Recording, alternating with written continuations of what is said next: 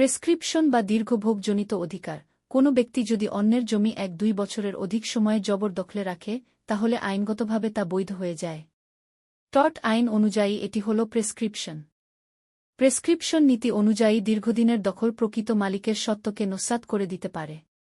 অর্থাৎ অনধিকার প্রবেশ হলেও দীর্ঘদিন যাবত শান্তিপূর্ণ দখল বজায় থাকলে আইন তাকে স্বীকৃতি দেয় এবং তার স্বত্ব অর্জিত হয়।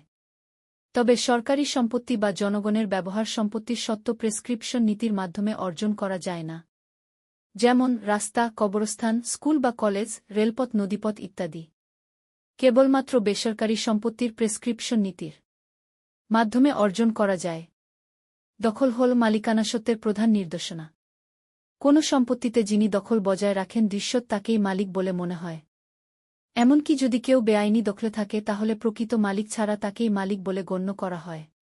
আইন বিজ্ঞানীদের মতে ব্যক্তিগত সম্পত্তির দৈহিক দখল মালিকানার প্রধান নিদর্শন।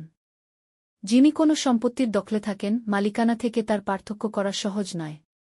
যে ব্যক্তি সম্পত্তি দখল করার অধিকার নেই, তার প্রতিকার লাভের সম্ভাবনা কম থাকে। দখলকে বলা হয় কোনো সম্পত্তির মালিকানার নৈদশমাংশ।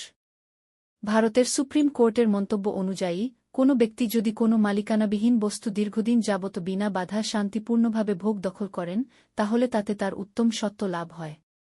দীর্ঘদিন যাবত অন্যের সম্পত্তি কোনো ব্যক্তি বিনা বাধায় শান্তিপূর্ণভাবে দখলে রাখলে তা তার মালিকানা স্বত্বের উপযুক্ত প্রমাণ বলে ধরা হয়। কারণ আইনের অন্যতম একটি উদ্দেশ্য হল সামাজিক শান্তি শৃঙ্খলা রক্ষা করা। দীর্ঘদিন বিনা বাধায় দখলে থাকলে আইন তার পক্ষে অভিমত ব্যক্ত করে। আমাদের দেশে কোনো সম্পত্তিতে একটানা ১-২ বছর বিনা বাধায় দখলে থাকলে সে তাতে মালিকানা লাভ করে। অর্থাৎ মূল মালিক তার মালিকানা হারিয়ে ফেলে। এটিই ডেসক্রিপশন বা দীর্ঘভোগজনিত অধিকার।